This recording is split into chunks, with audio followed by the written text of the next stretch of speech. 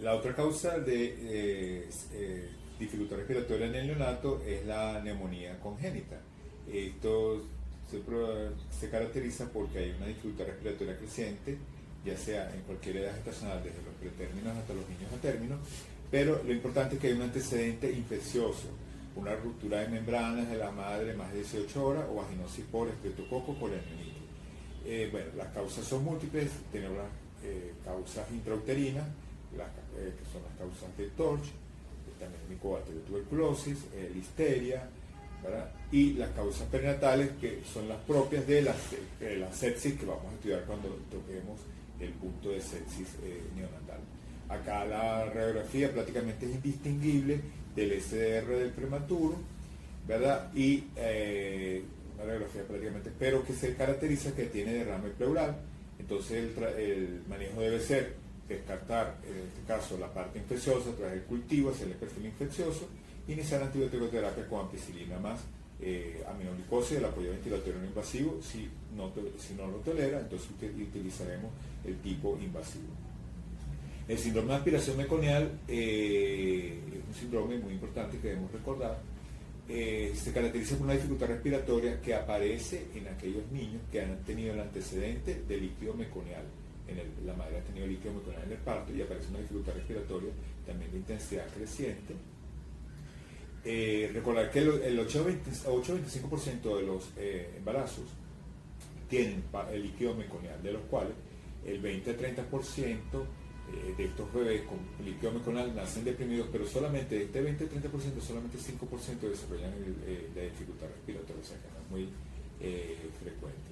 Sin embargo, los embarazos más de 42 semanas presentan líquido meconial en el 23 al 52%. ¿Por qué ocurre el síndrome de aspiración meconial? Bueno, prácticamente se ha relacionado a una asfixia perinatal. Cuando hay una asfixia perinatal, más que la misma obstrucción, se ha visto que es lo que produce en sí el síndrome de aspiración meconial, porque se desarrolla un cuadro de hipertensión pulmonar e inflamación y déficit del surfactante que hay que reponer, y ese es parte del tratamiento que debemos realizar en estos pacientes. El síndrome de aspiración meconial se presenta predominantemente en los niños a término y en los posttérminos. En los pretérminos, cuando se observa, es porque hay una infección asociada, ya sea que haya una ruptura prematura prolongada de membranas, o una obstrucción intestinal, o una diarrea fetal asociada a sepsis por listeria. ¿Cómo hacemos el diagnóstico? Bueno, vemos un niño que es postmaduro, un cuadro de dificultad respiratoria desde leve hasta severo, que amerita incluso ventilación mecánica o hasta ECMO, ¿no?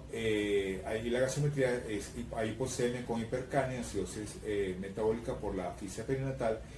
En la radiografía podemos observar la típica, que es el atrapamiento de aire con imágenes de atelectasia, como vemos acá, o si no, una radiografía prácticamente normal, que no tiene mayor alteración, pero donde hay una hipertensión pulmonar, que es lo que explicaría la gran dificultad respiratoria, hasta imágenes enemotoras, porque el meconio produce obstrucción, entonces entra el aire y no sale, y esto revienta el pulmón, vamos a decir así para que lo entiendan.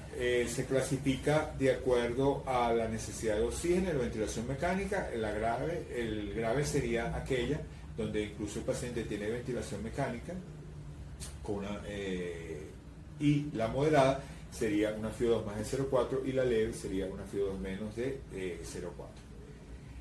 El manejo sería prácticamente deberíamos manejarlo como un paciente potencialmente con hipertensión pulmonar, interrumpir el embarazo antes de llegar a las 41 semanas para evitar la salida del líquido meconial. Descartar procesos etiológicos de este síndrome de aspiración meconial como procesos afícticos, infecciosos, ¿no? Y también todas las causas de hipertensión pulmonar. No retrasar, reanimar el paciente, como ya vimos en la parte de reanimación, no retrasar la RCP si el líquido es meconial, como ya vimos anteriormente, admitirlo en terapia, nutrición enteral, y si lo permite, y si no, nutrición parenteral. Empezar, si el paciente tiene dificultad respiratoria, comenzar con ventilación no invasiva, y si el paciente vemos que no mejora con la ventilación no invasiva y tiene retención de CO2, apnea o gran dificultad respiratoria, debemos pasar a ventilación invasiva. La meta de saturación de estos pacientes es 92 a 97 y el CO2 de 40 a 50. Y en la ventilación invasiva, bueno, debe ser un modo SIMB, volumen corriente de 5 cc por kilo y un PIB de 4 a 6. Como el paciente está potencialmente infectado de este meconio en las vías aéreas, debemos colocar antibióticos y debemos realizar cultivo. Si es negativo, entonces le quitamos el antibiótico. Y el surfactante, como vimos que sea inactiva, debemos colocarlo para tratar esta dificultad respiratoria. Otra patología que es muy poco frecuente, que debemos conocer, es la hernia diafragmática congénita, que se presenta muy poco, de 2 por cada 10.000 nacidos vivos, y la sobrevida es baja. Sin embargo, en algunos centros puede ser por encima del 63 al 70%, y el 90% ocurre porque hay un orificio que ocurre en la parte posterolateral del diafragma, donde sale el intestino hacia el pulmón y produce dos cuestiones básicas, que son disminución del tamaño del pulmón, hipoplasia pulmonar con hipertensión pulmonar, porque el pulmón está atrapado, o sea, está prácticamente colapsado. Y además también puede haber disfunción ventricular por falla de retorno pulmonar, retorno venoso, que hace que el ventrículo izquierdo esté hipodesarrollado. Entonces, prácticamente el intestino está dentro del tórax, como vemos acá, y la más frecuente es la hernia Bodalek, que se presenta en el 90-95% de los pacientes, donde todo el intestino está dentro del pulmón y eso produce la hipoplasia pulmonar. Entonces el diagnóstico se hace por el antecedente de la madre, que tiene mucho líquido, que es poligramios, y con el eco, el simple eco obstétrico, vemos la relación pulmón-cabeza. Si esta relación entre el pulmón y la cabeza del bebé es menor del 25%, esto tiene una sobrevida menor del 30%. Y ahora, si tiene una relación mayor del 46%, esta sobrevida es por encima del 85%.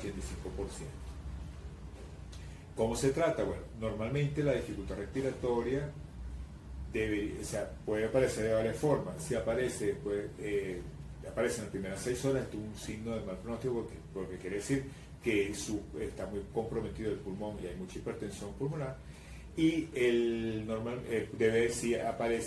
puede aparecer después de las 48 horas, ¿verdad? Y después empieza la dificultad respiratoria, o incluso después del mes de nacido, ¿verdad?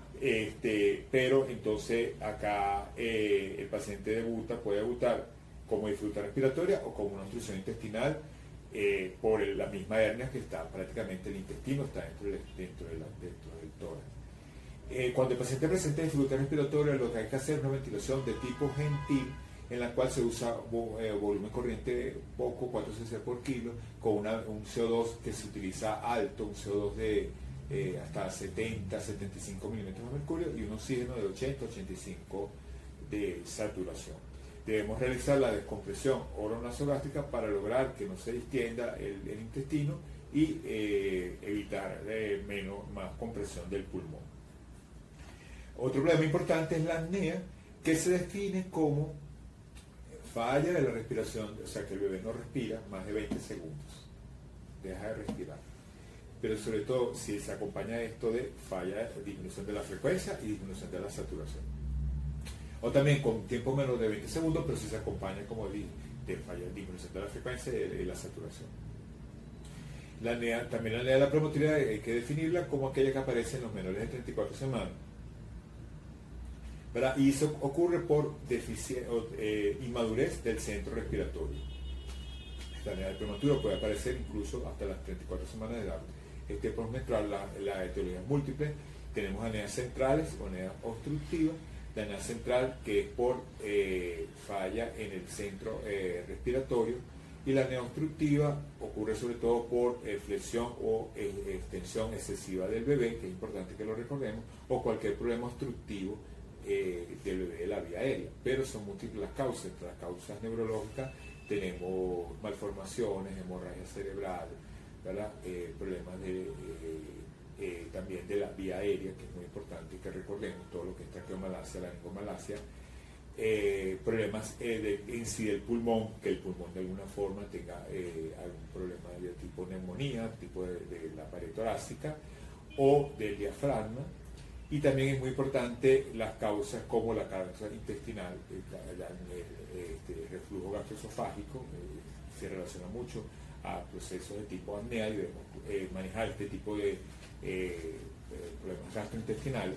La anemia es una causa muy importante y en estos pacientes porque una causa que nos produce falla en la respiración, se te lo deja de respirar, y también problemas de tipo metabólico como el problema electrolíticos, hiponatremia, hipoglicemia, hipotermia y errores del metabolismo. Entonces el manejo debemos, este paciente que presenta falla, esa ausencia de respiración, debemos monitorizarlo, ingresarlo para tratamiento inmunoterapia y diagnóstico, un ambiente térmico neutral. Debemos colocar para ello, si es posible, un ambiente humidificado y con aire tibio, una saturación de 90-94, esta debe ser nuestra meta, y si es necesario, ventilación de tipo sobre todo no invasiva, plantear ese reflujo gastroesofágico y debemos para ello tratarlo. La apnea del prematuro mejora, sobre todo cuando uno lo tiene monitorizado en decúbito ventral, a pesar de que uno dice que los bebitos normalmente se deben acostar boca arriba. En esta apnea de prematuridad debemos colocarlo, vemos que mejora cuando lo colocamos boca abajo. Bueno, y el tratamiento se hace, por citrato de cafeína, 10 a 20 miligramos por kilo en impregnación y luego un mantenimiento de 5 a 10 microgramos por kilo.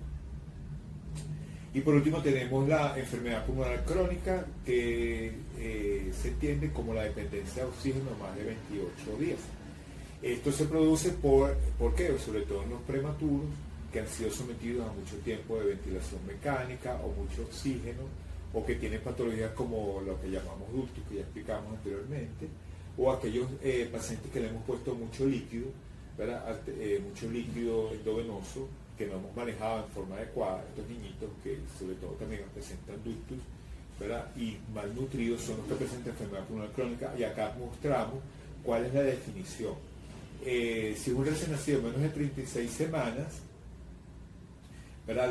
La necesidad de oxígeno más de 21% por encima de 28 días, que se define como la displasia, y si tiene menos de 32 semanas, hasta 56 días. Y se considera grave cuando necesitamos, por ejemplo, más de 30% y ventilación invasiva, ya eso es grave. Y leve cuando tuvo el antecedente de haber necesitado el oxígeno en algún momento. Bueno, eso ha sido todo, gracias.